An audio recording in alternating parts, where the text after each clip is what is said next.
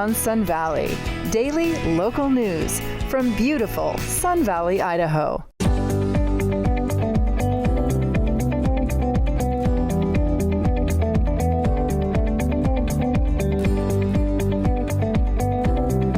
Hi everybody, it's Bryant Dunn again here on Sun Valley today on Eye on Sun Valley.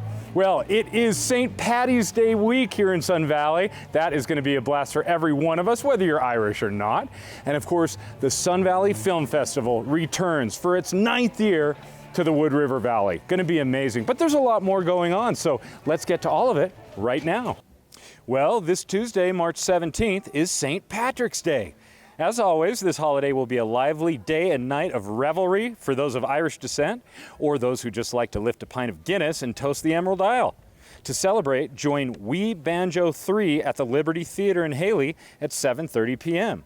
One of the best live acts to come out of Ireland in recent years, the multi-award-winning Wee Banjo 3 combines supergroup credentials with a breathtaking command of the emotive power of fiddle, guitar, mandolin, and banjo. Any single member of this group could electrify a venue with a solo performance, but together with their passionate lead vocalist, who sounds like a young Springsteen adopted by the Chieftains, the result is truly unforgettable. These two sets of brothers write and perform with emotion, with incalculable brio and inventiveness, with power and subtlety and intelligence. This event is sponsored by the Sun Valley Museum of Art. So for more info, call 208-726-9491 or go online to svmoa.org. What a perfect way to celebrate St. Paddy's. Erin go bragh! And on Friday, March 20th, grab your friends, family, and your favorite glass of wine and tour Ketchum on this month's Gallery Walk, sponsored by the Sun Valley Gallery Association. Visit local galleries from 5 p.m. to 8 p.m. and view the myriad different artwork featured throughout town while enjoying sunset in America's first four-season resort. For more info, call the SVGA at 208-726-5512 or by email at info@svgalleries.org. You know, Sun Valley Outfitters is Sun Valley's only full-service outfitter, offering daily fly fishing trips year-round. In addition to our summer and fall offerings of daily horseback rides and big game and bird hunting, kids adventure and fly fishing camps, day hikes, and international angling services to some of the most remote and exotic fisheries in the world. Sun Valley Outfitters is also Idaho's only Orvis-endorsed fly fishing outfitter. We are located here on Sun Valley Road in Ketchum next to Starbucks, so next time you're in K-Town, stop on by and pay us a visit. Or visit us online at sunvalleyoutfitters.com or give us a call at 208-928-7843. That's 208-928-SVID. Well, once again, this is Bryant Dunn from Sun Valley Outfitters, and so happy to see you here on another episode of Sun Valley Today on Eye on Sun Valley, and I look forward to seeing you around our beautiful valley. Barry Peterson Jewelers, a luxury jewelry store in Ketchum, Idaho, specializing in custom design and repair. Jewelry making, I look at as more of architecture. A piece of jewelry is more of a link between a man and or woman and or mankind and the gemstone world. And so there is actually a lot of engineering that goes involved, that I think is involved with making a piece of jewelry that someone's going to wear every single day of their life. That part of the 3D thinking is a huge factor. Create your custom piece with Barry Peterson today.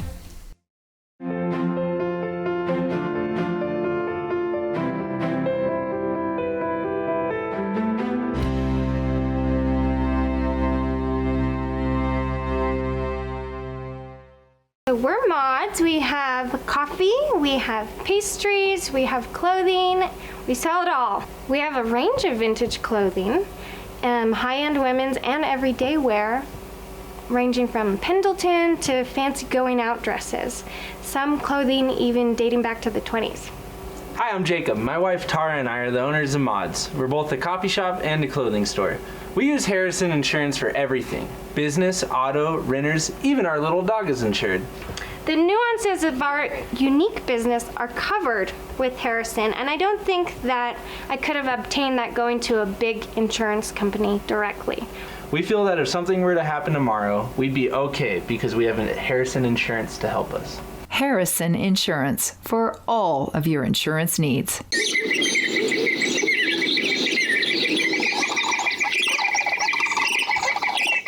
Hi, I'm Lori McNee with Eye on Sun Valley, and today we're in my studio in Sun Valley, Idaho, and I have a very special guest with me this afternoon.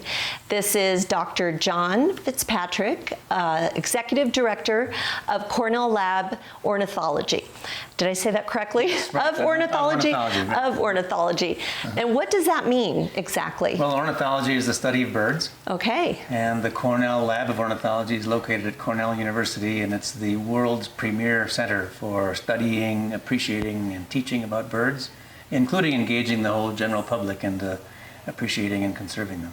Wonderful. So you were here over the past few days, and last night you gave a wonderful presentation at the community library, and I was able to sit and listen to you, and it was on Birds Can Save the World. So I want to chat about that in a moment, but first I want to ask you, how did you get involved, like passionate about birds? We all have a story. I love birds. I paint birds. I'm an artist, and I'm kind of a bird nerd myself, so I was really excited to have you here today. And I kind of interrupted, but I just had to say that again. So how did you get involved with birds? So I grew up in a rural part of central Minnesota, and my father was a hunter, and we lived in the outdoors a lot, and they had a bird book with binoculars. And I actually had a neighbor that was a very famous wildlife artist, Francis Lee Jaques, and early in my life, 4 years old, 5 years old, I started paying attention to birds. Identified a American redstart one day when I was sick from kindergarten. And realized with that Roger Tory Peterson field guide paging through there saying, oh my God, look at all these other things that I could be seeing. And it just got me absolutely hooked on the idea of trying to see all these birds. Did you keep a bird list? Parents on it, so I kept a bird list for sure. I still have my records from when I was 7 years old. That's great. And your parents were supportive, and well, they saw my interest go crazy pretty quickly. I also, like you, started to draw birds and was influenced certainly by the artist nearby, and so that is something that, as you know, it's a feedback. You start drawing them, you get interested in them, it makes you observe more closely. So, and birds are fantastic at this. They do this more actively in our psyche than probably any other kind of animal or plant out there. Well, I love them, and they're so intriguing and beautiful, and add so much to our lives. And so you went from that interest, and then did you major in biology? So I did. I went to school at Harvard, majored in biology there. Harvard. And got my PhD at Princeton. Oh my goodness. Work, especially in South American birds. And now I'm at the pinnacle of the Ivy League, Cornell University, where second to none in terms of the biology of birds and teaching students about birds and engaging the whole world and doing bird watching and learning about nature. Well, that's wonderful. So I was saying last night you were speaking at the community library, and a compelling title, Birds Can Save the World. So what does that mean? How can birds save the world? Yeah, really important question, and it's a phrase that I actually literally believe in. Birds are incredibly powerful organisms. They have, besides being extremely good at teaching us how nature works, so the science of birds and bird behavior, they are very powerful environmental indicators. So bird populations teach us how the environment is doing. They are also highly migratory. So billions of birds move across the entire planet twice a year with the cycle of seasons. That's amazing. And so they are really literally giving us a look at the heartbeat of the Earth's natural cycles. But most importantly of all, the fourth big power is that they sing to us. They appeal to our psyche, to our spiritual side. Poets and songwriters since time immemorial have involved birds in their art. So they appeal to both sides of our brain. The consequence of that is if we can get enough people paying attention to birds because of the draw that they have, and if we had a tool for bringing all of their observations together into one place, we could actually be literally measuring moment by moment where the birds are and how they're responding to human environmental changes. The fact is now we can do that. So we have an opportunity now with worldwide participation to literally measure how the environment is changing by measuring how bird populations are changing. So it's kind of like the canary in the coal mine, so to speak, in Absolutely. a way, right? Birds genuinely are canaries in the coal mine in lots of different contexts. They teach us when things are going right. They remind us that we can fix things and have their populations rebound. They're very resilient, but they're also sensitive. So as we degrade environmental conditions in certain places, we can see the consequences in bird populations. But if we then recognize that and make some changes, we can actually see their populations go up. Best example in the world probably was the peregrine falcon, Right. which was almost extinct in the lower 48 states of the U.S. We discovered why, namely DDT was literally keeping them from breeding. We took DDT, by the way, it was also poisoning us. Yes. So we took DDT out of the environment. We did a few behavioral changes in our own lives, and the consequences, the bird populations went up so far that the peregrine falcon was taken off the endangered species list, and it's now more abundant than it's been in 150 years in the U.S.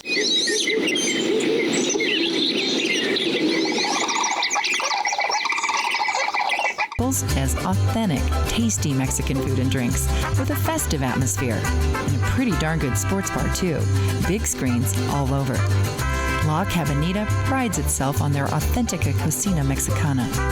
Good food, very fast service, and delicious house recipes with those special Mexican spices. La Cabanita Mex, serving lunches, dinners, catering, company parties, and takeout. Ketchum and Bellevue. La Cabanita. Hi, I'm Gary, manager of the Attic Thrift Store in Haley, and today I'm not here to sell you anything or tell you about any great deals at the Attic. We all know the Attic always has great deals. That goes without saying. Instead, the Attic and its staff would like to give a sincere thank you to all its loyal customers and generous donors who help to make a huge impact in our community. How? For those who don't know, the Attic Thrift Store is a nonprofit that exists to help support the advocates whose mission is to teach people of all ages to build and maintain healthy relationships through education, shelter, and support services. With your help, we are making a difference in ending domestic violence and sexual assault. Every day, lives are changed at The Advocates. Please visit our website at www.theadvocatesorg.org. So from all of us, thank you for shopping and donating to The Attic. You're truly...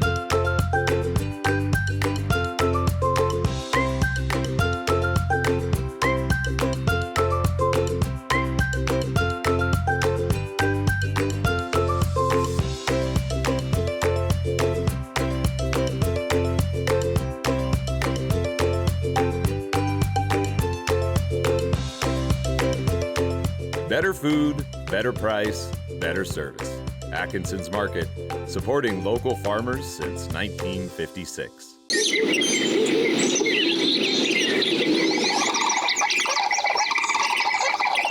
And then you spoke about something really interesting last night about the scrub jay.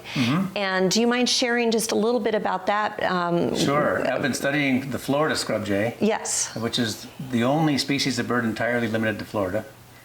We've been studying that bird for 50 years, literally, in a population in Central Florida in which we band all the birds with individual colors so we know them as individuals.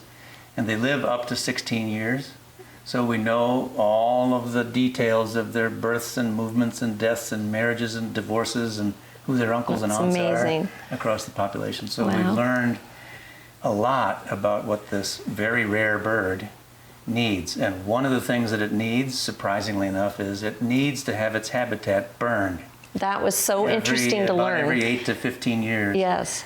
If that area of Central Florida does not burn, the scrub jay literally goes extinct. So explain, because you were talking about that and you explained to the audience, but why does it need to burn? What does that do for the bird? So what happens when the fires come through areas that have been burning for millions of years, which Florida has? It's the lightning capital of North America. Oh, yes. 50 ground flashes of lightning per square mile per year. Where you have that kind of lightning intensity, you've always had fire. It's just lightning and fire are intimately related. All the plants and animals that would live there that cannot handle the fact that they're going to burn every now and again are long extinct. So every animal and every plant out there has adapted to the fact that it's going to burn every few years. In the case of the Florida scrub jay, what happens is the habitat looks like it's destroyed, but in fact, most of the biomass of those plants is underground. Right. Fire comes through, it's a shave. The hair grows back, the forest grows back, this stunted elfin forest. And during this period of post-fire recovery, the predator population is much reduced. So during that period, they can raise a lot of babies. So for the first few years after a fire, the reproductive success is very high. Oh, that makes sense. And that allows the population to keep recruiting. How do you If choose? you stop the fires, little by little the habitat gets overgrown, the predator community gets larger and larger, more raccoons, more foxes, more snakes, more hawks, and all of a sudden they can't raise babies and the population disappears. And that idea that habitats actually require fire to stay healthy is actually true of all kinds of habitats all over the world, from prairies and grasslands to shrublands and chaparral to pine coniferous forests here in the Rocky Mountains. So how do you choose what area you're going to burn? And yes, we do burn on purpose. So what we're trying to do is replicate the natural cycle of fires. And so we do what's called prescribed burning. We decide in advance the area that's going to burn. We don't want to burn everything. Right. We burn in patches. And so we create a mosaic of different ages since fire across the habitats. And so it's from a few hundred acres to even up to 500 acres in some cases. But the consequence is this beautiful mosaic of post-fire recovery. And it's really in every bit like what's going on in the coniferous forests of the Rocky Mountains, with big patches of burns here and there. Right. And just like in Florida, out here in the Rockies, there are birds that are actually adapted to coming in to the immediate post-fire systems, and they thrive on these charred remnants of a forest while the forest is beginning to reseed and come back.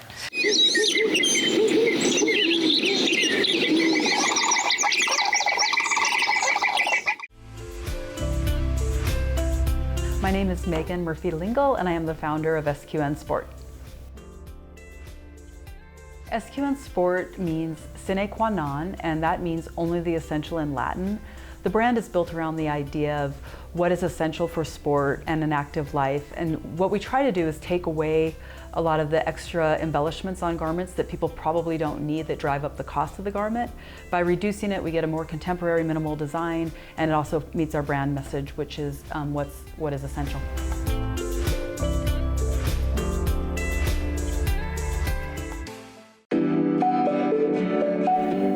No matter your taste or personal style, the shopping in Sun Valley has what you need for a day in the mountains or elegant night on the town. From bike sales, rentals, repair, outdoor accessories, and souvenirs to high-end, on-trend fashion and sportwear, including a hip, modern women's boutique, there is something for everyone in the Sun Valley Village.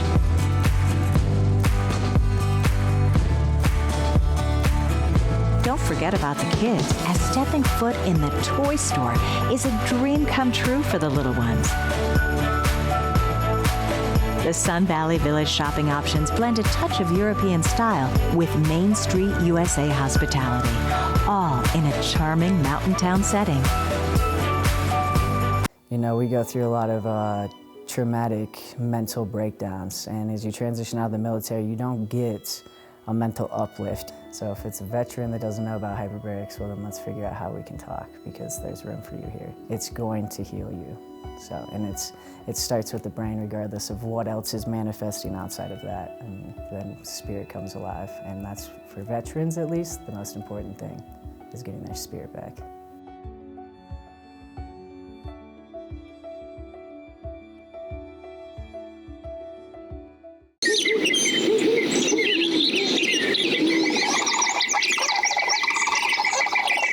So what can we do in our own neighborhoods at a grassroots level to help with birds, the recovery of birds? Yeah, great question. And also, to back that up, should we be feeding birds in our yards? Yeah, so in terms of what we can do to help birds surviving in our local neighborhoods, there's a couple of things. Number one, and things not to do. Stay away from lawn chemicals. Yes. The lawn chemicals, even the most benign ones, are just terrible for birds. Okay. Some of them are actually genuinely dangerous. What about organic? But mostly, The idea of a lawn is to have an open space, right? Yes. You can have a lawn with open space and maintain open space without using chemicals. The positives of that are that the lawn is filled with little organic things, little bugs, little crawlies, little spiders, little worms, little things that are actually the kinds of things that support birds. So you'll get robins and cardinals and flickers and sparrows of a variety of kinds feeding on your lawn, whereas a lawn chemical destroys all that. The golf courses are really bad, aren't they? Well, golf courses are actually getting better at understanding how little they can use to be able to make the golf course playable, but still be genuinely healthy for birds. Great. But the other big important thing one can do is plant native landscapes, shrubs, shrubs that produce berries for birds in the winter are great, like high bush cranberries and crab apples and things like that. So planting is great. Having a little water around is a very big attractant, especially in some areas that can get hot and dry, like we are here in Sun Valley. Great. So basically providing habitat. And another thing that I really stress: leave your dead trees. Yes, you did talk about that. Humans are so worried about having a dead tree because it's so-called unsightly. I think of it as a natural sculpture. Okay. And there are lots of birds that actually depend on dead trees, either for using as perches for sallying out after insects like flycatchers do, or they actually are feeding on the variety of life that's growing inside the recently dead or dying bark of a dying tree. Right. So healthy forests are filled with dead and dying things, and leave them there. That's a part of the natural scene. Well, good. And then I had a silly question I wanted to ask you, but I've always wondered, I've been traveling quite a bit lately, and I'm always looking for birds. I love them so much. And I notice that they have an accent in, like, a blackbird over there might have a different sound to me than a blackbird in Idaho. And my friends make fun of me, but I wanted to ask the expert. No, you're absolutely correct. That's a very astute observation of yours. Birds are very famous, actually, for having dialects, local dialects. Even the same species, subspecies. Same species. Okay. You can listen to a song sparrow in Maine or Massachusetts, and it will sound quite different from a song sparrow in Minnesota, from a song sparrow in Idaho, a song sparrow in California. Same is true. Actually, one of the most famous bodies of work on the evolution of dialects is with birds. In particular, this bird called white-crowned sparrow. Oh. Very famous for the studies of the dialects in local valleys.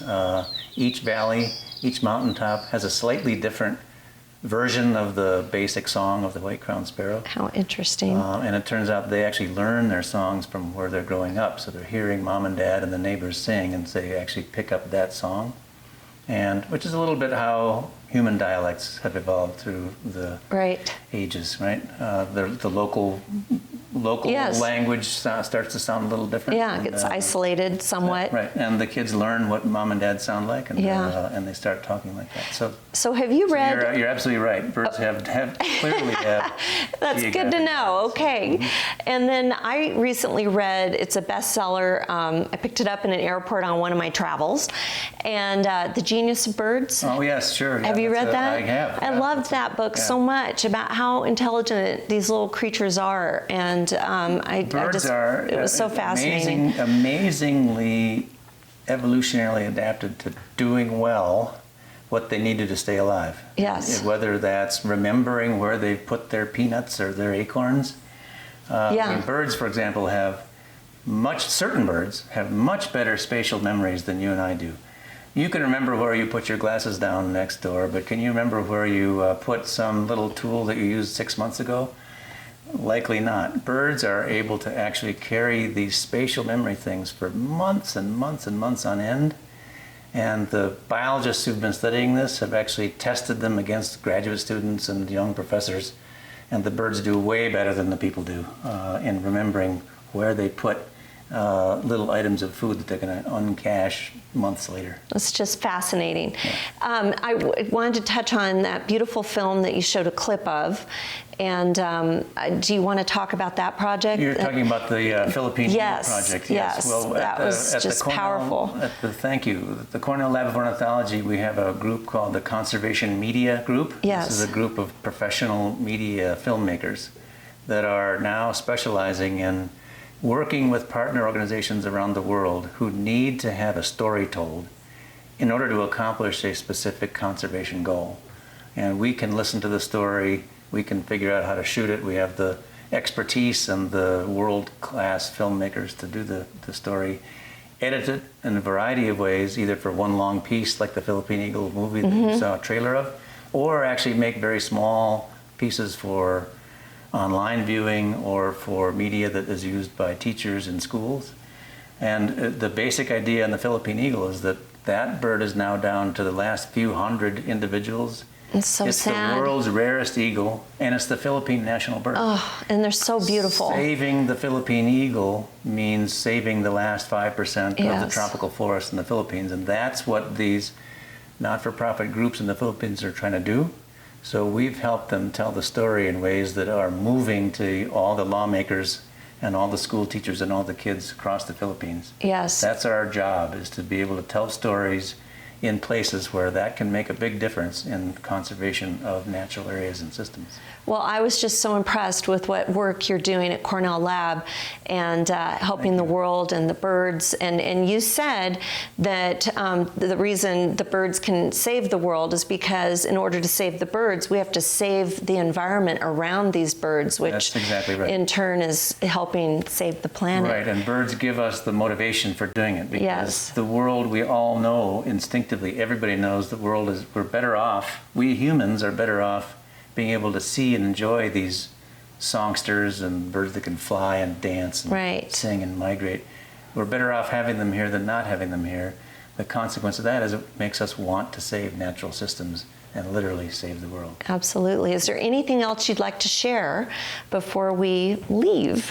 I think you've done a pretty good job. Okay. Yeah. All right. Well, it's been such a pleasure having you here today. Thank you so much. It's been fantastic and talking with you. how can people learn more about your work and what you're doing, and if they'd like to get more involved? Absolutely. There are a couple of different ways. Number one, our website is always there. You can go to either birds.cornell.edu or just remember allaboutbirds.org. I like that.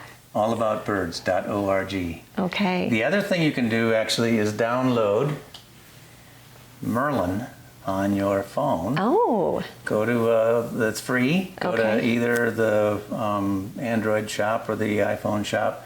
Download Merlin Bird ID from Cornell. It's free, and it will allow you anywhere in the world to identify the birds. Oh, I didn't even know about this. I'm so excited. Yay. So I can't wait. Yeah, so I encourage everybody to put Merlin on their phones. Okay. Again, it's free, and it's a fantastic That's my tool cat's for name. No kidding. My cat's name is Merlin. Terrific name. It is a good name. Well, thank you so much. My pleasure. Really Thanks for appreciate having me it. here. Okay, hope to meet again. Yes, Teach you some painting. Let's do some. He likes to paint, so. Yeah. All right. Thank you very much. Thank you.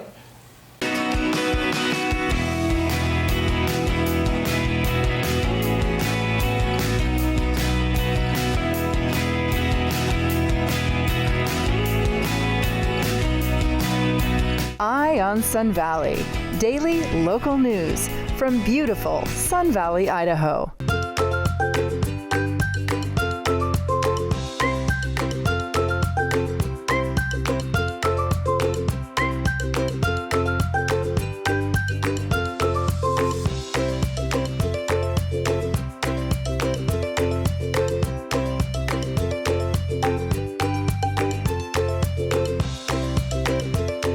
Better food, better price, better service. Atkinson's Market, supporting local farmers since 1956. Are you like me and can't stand paying your insurance bill? Just when you pay all your bills for the month, then along comes that dreaded insurance bill, putting the hurt on your checking account. Hello, I'm Mark Balkos, president of Wood River Insurance. That's why Wood River Insurance is an independent insurance agency. This means we have a multiple of insurance companies we offer to our clients. This allows us to hold the insurance companies accountable for coverage, service, and most important of all, pricing. When I started in this business 33 years ago, I only represented one company to my customers. And after a while, I felt as though my hands were tied when trying to be as competitive as I could. As an independent insurance agency, we represent you to the insurance company, not the insurance company to you. This allows Wood River Insurance to be as competitive as possible. So call us today at 208-7...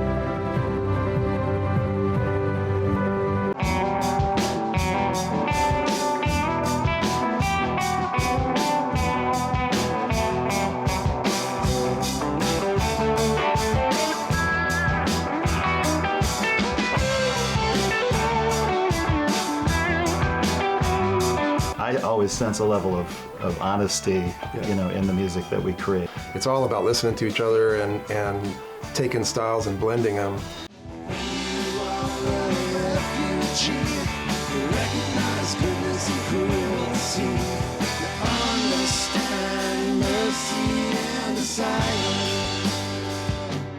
We just let our music happen, and sometimes it takes us to places where we never thought we could go, and we're looking at each other when we're done going, how do we do that? And that's really the only way that you can create that kind of magic, is to just leave space for it to happen.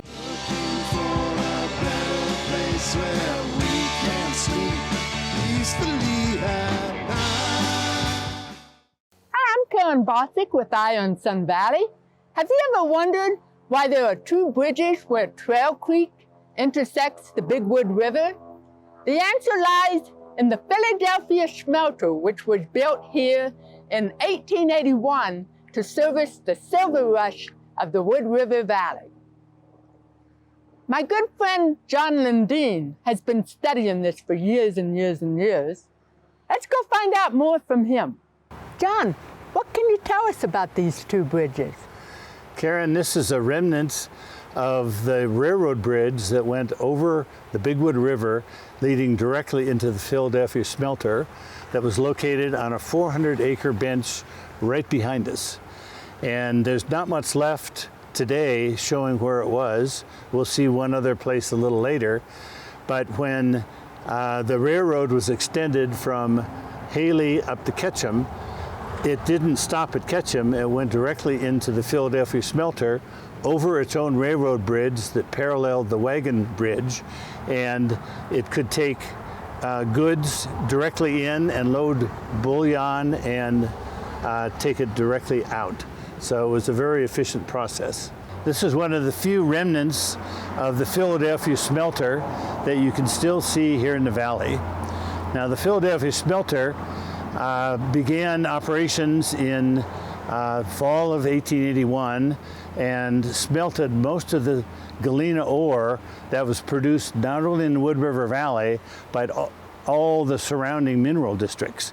The ore was brought by wagon right up here to the Philadelphia Smelter, where it was broken down and the silver, lead, and zinc taken out of the rock.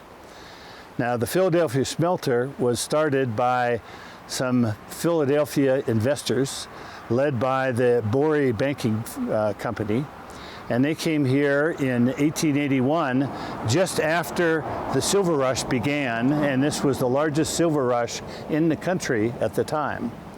And they decided that what the Wood River Valley needed was a smelter to break down the components of the ore into merchantable quantities. They bought originally 160 acres right at the mouth of Warren Springs Canyon, right to our left, beyond the bridge. It was later expanded to 400 acres. And it was, they brought in state-of-the-art smelting equipment, and it was the largest industrial enterprise in the 1880s in Idaho Territory.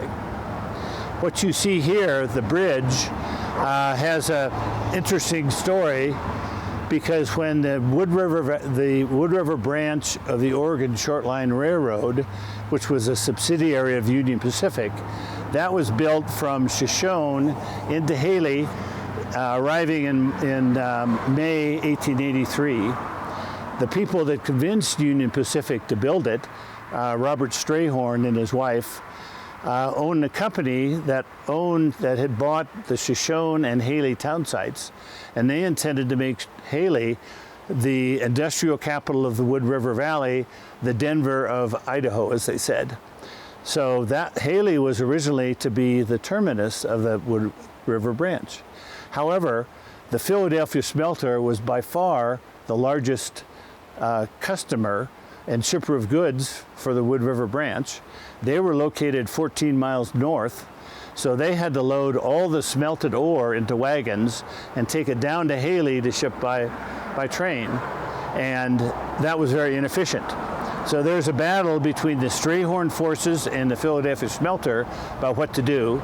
The Philadelphia Smelter prevailed, and in 1884, the Wood River branch was extended from Haley up to Ketchum. It was never intended to serve the city of Ketchum, because the smelter was 3/4 of a mile north of Ketchum at that point. It was only intended to serve the shipping needs of the Philadelphia Smelter. So the Wood River branch came up here. It crossed the river on a bridge much like this, that once it went across the Big Wood River, turned south, as this does on Exhibition, and went directly into the smelter. That allowed all the goods coming in to be unloaded directly to the smelter, and the smelted ore to be loaded directly and shipped out of the valley. Now, to set the stage here, the Oregon Short Line Ketchum depot was right down from where we stand, roughly where the YMCA is right now.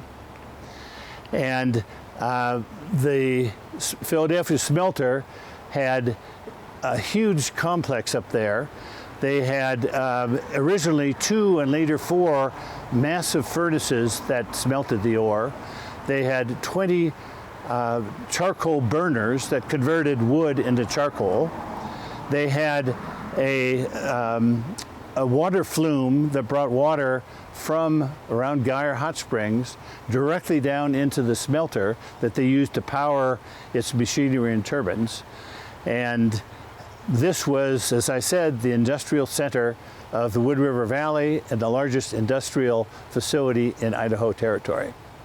I'm standing here on Exhibition Drive in Warm Springs. We're about 1 block west of the Big Wood River, and we're right in the middle of the Philadelphia Smelter site. If you look behind me, you can see the only remnant that's still existing of the smelter. There's part of its foundation on the west side of Exhibition, and even though it was a huge facility with lots of machinery, this is all you can see. And of course the smelter area itself is filled with houses, as you can see somewhere around here.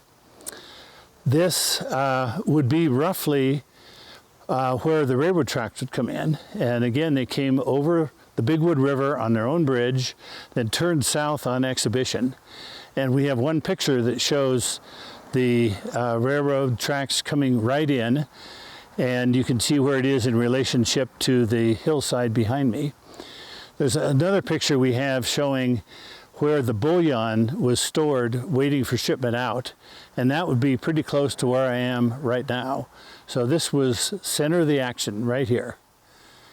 Now, once the Smelter knew the railroad was coming in 1883, they expanded their own facilities. They went from 2 furnaces to 4 furnaces that were state-of-the-art. When they first built the facility in 1881, they used water from the warm springs to propel their machinery. They had they owned some land up by Geyer Hot Springs, which is about 2 miles west of here. They constructed a dam and a ditch there, and they brought water in to propel its machinery. They also had a bathhouse up there for their employees. You know, there was no hot and cold running water in those days, so the Philadelphia Smelter and some of the families actually took advantage of the warm springs and put in their own bathhouses up there. After the railroad was going to come in, the Philadelphia Smelter actually constructed an elevated flue to bring water in. They could bring a much higher volume of water to propel double the machinery they had. And there's some interesting pictures of the flue. Now, another thing that happened is that prior to 1883, the Philadelphia Smelter smelted mainly ore from the Wood River Valley, and there were 3 or 4 other smelters here in competition. But because they expanded so much, they put in several $100,000 more into this facility. They drove the other smelters out of business. Small-scale smelters couldn't compete, and this became such a large institution, they drove the others out of business, and they were the only remaining smelter here. Another thing they did is that they purchased a series of silver mines in the area here, so they could, to some extent, control the volume of ore that they smelted. The biggest ones were over in Muldoon, which is in the Littlewood River Valley, and they owned the Muldoon mines, and they put a separate smelter over there. They owned the North Star mine, which is off of East Fork, right next to Triumph, and they owned the Silver Star mine, which is in this Little Smoky Mineral District, which is over Dollarhide Summit. I hope you enjoyed our glimpse into the mining history of the Wood River Valley, and many thanks to John Lundeen. I'm Karen Bosick with Eye on Sun Valley. Until next time, I'm keeping my eye on Sun Valley for you. Edge Event Productions proudly provides audio and visual solutions for your private party or event, your wedding or special banquet. With top quality audio and lighting, you won't regret choosing Edge. They'll simply custom and create an event design suitable for your party, your budget, and work with you through the entire process. Their stage production services are guaranteed to help make your event a success.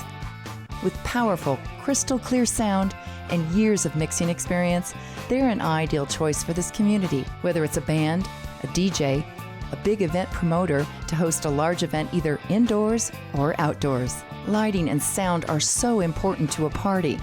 Take your party to the next level with Edge Event Productions. Reach out to Andy at edgeeventproductions.com. That's Andy at edgeeventproductions.com. Audio Innovations is an innovative audio-visual company that designs, integrates, and simplifies a truly custom system to keep you comfortable, entertained, and secure in your own home. Audio Innovations TJ's Electric offers a variety of services, from phone systems to lighting control systems, HVAC systems, home theater, electrical, audio, and video, drapery systems, and more.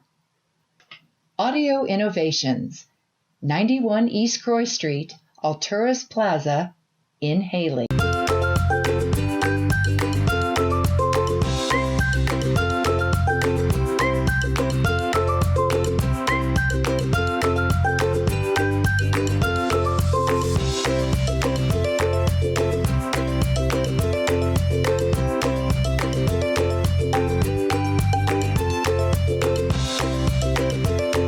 Better food, better price, better service. Atkinson's Market, supporting local farmers since 1956.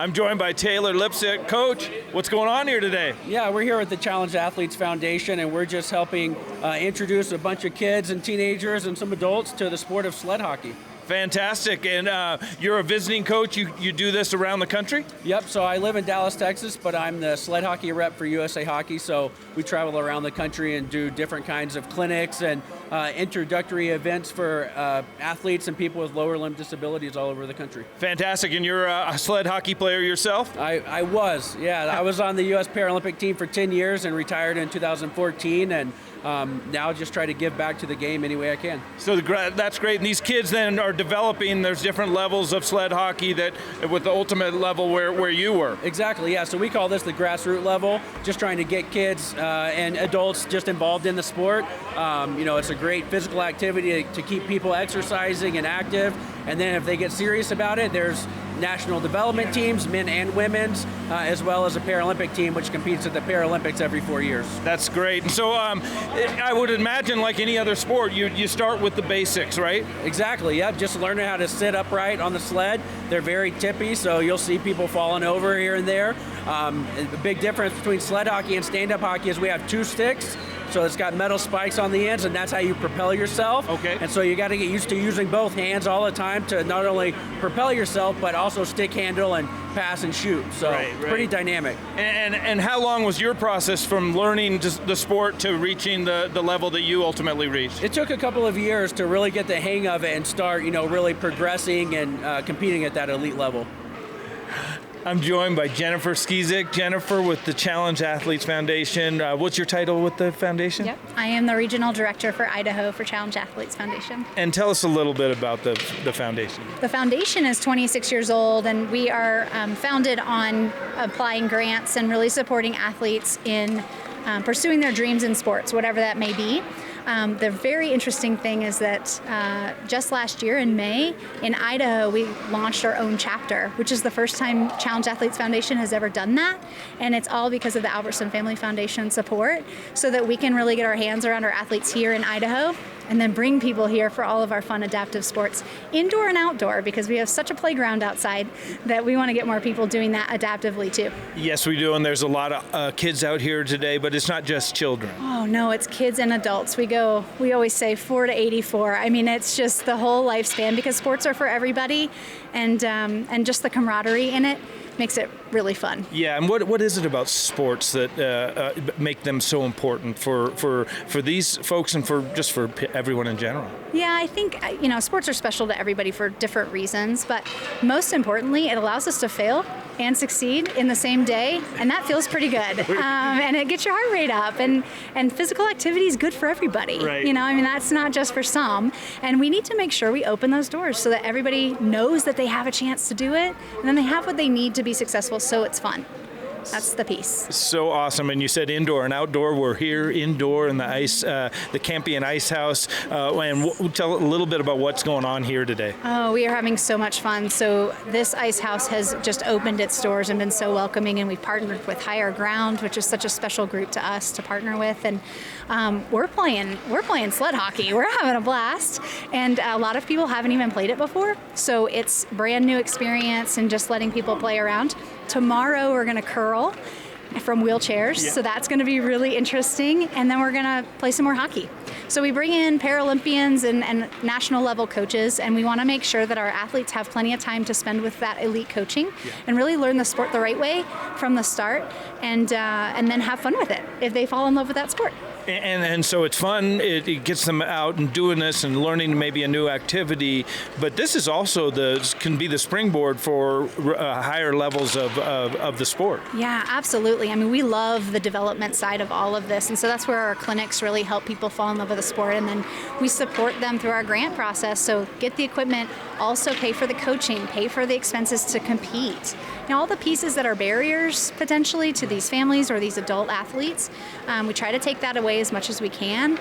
And then what they do with it, I mean, we might have the next Muffy Davis sitting on this ice right now. We don't even know it, but that's the really exciting part. Yeah, that's fantastic. And how can families find out more about your organization? Yeah, whether involved or not, right? I think our kids with disabilities or our adults with disabilities, we absolutely want them to come to our website at challengeathletes.org at Idaho. Okay. And then our Facebook page. That's where we put our events. That's where we really put a lot of things up just on a daily basis to make sure everybody knows what's going on.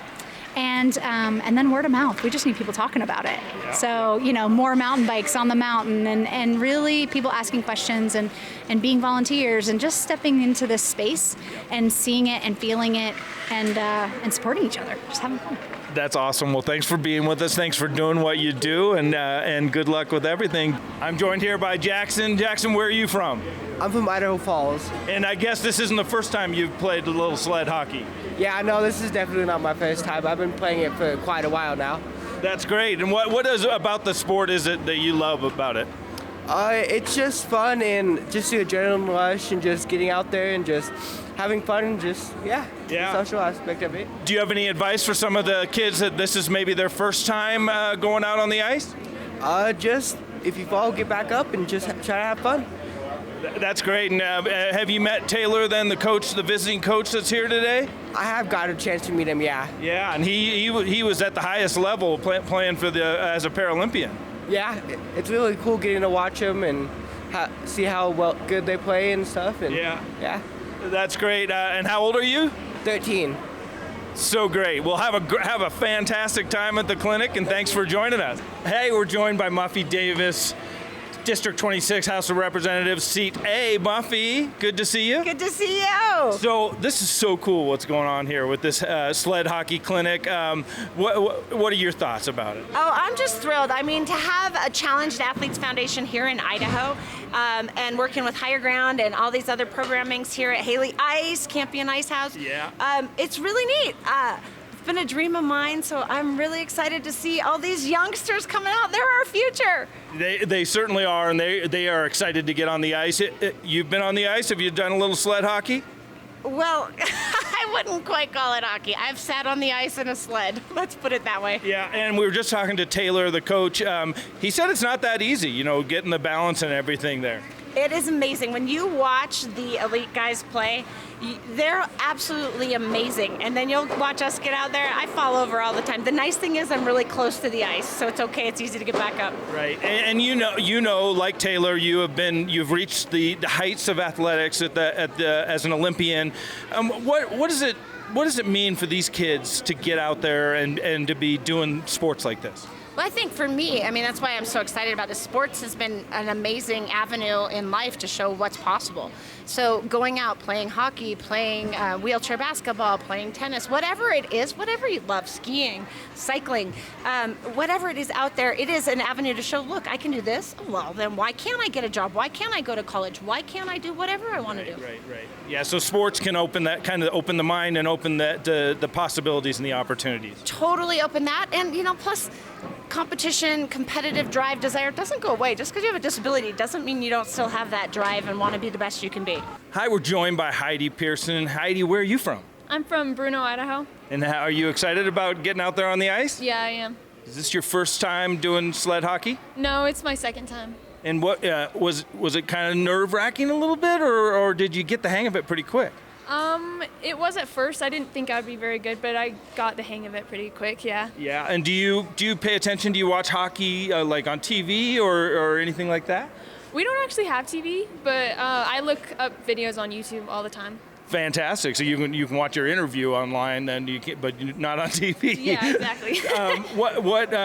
How did you find out about this organization and what they were doing? My mom, she was just looking online for different ways that I could get involved with sports, and she found CAF Idaho, and she got a hold of the lady in charge, and she was like, hey, my daughter just got in a wreck and she wants to do something. So then she told us about a whole bunch of stuff, so here I am. Fantastic. And sports, have you enjoyed participating in sports and really getting used to it? Yeah, I haven't really tried out a lot. I want to do more. I actually did Nordic skiing a week or two ago. Yeah. That was scary because there's just hills right to the side of you. I bet. Yeah, I definitely have enjoyed sled hockey and everything. That's great. And where are you in school?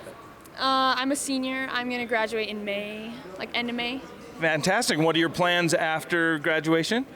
I'm planning on going to either BSU or, well, I want to go to Hawaii, but I don't think that'll happen, but probably That's BSU. a good goal, though. Yeah, definitely. But yeah, probably BSU and then maybe going to University of Utah afterward. The very thought of you, and I forget to do the many ordinary things that I am supposed to do. Well, I'm a bachelor. I never married, and I'm a very social person, outgoing. I had to take care of both my parents. They had chronic heart conditions, but I didn't mind it. I loved them both, you know. Everybody asks me, what's my secret? But there is no secret. I just live one day at a time. Seniors do have quite a few problems. Elderly people don't get the attention that they deserve from their families. As you get older, a person tends to isolate himself for one reason or another, because as we age, various illnesses or conditions arise. I think that they become overwhelmed by whatever they're going through, and they begin to dwell on the illness itself. And it's kind of tragic, but it's a problem that we have to deal with. Cooking for me has become a problem. I can't very well stand and do all of that, so that when I applied for Meals on Wheels, I didn't realize what a wonderful service it really was, and it's played a big part in my life. Not just food-wise, but as I say, socializing with all of the volunteers that come to visit, and it contributes to my nourishment and to my health. Yes, good morning. Good morning. Gus, how are you? Oh, you're all dressed up today. Yes, all dressed up. I love their concern. They're just doing it out of their good kindness, their good-heartedness, and I see it. It's kind of like family. You get to know a lot of people. When I go down to the center, it's wonderful because they're all elderly, and they all want to hear me sing, and naturally they know the songs. They'll sing along with me as I sing for them. It lifts their spirits, and of course it lifts my spirits as well.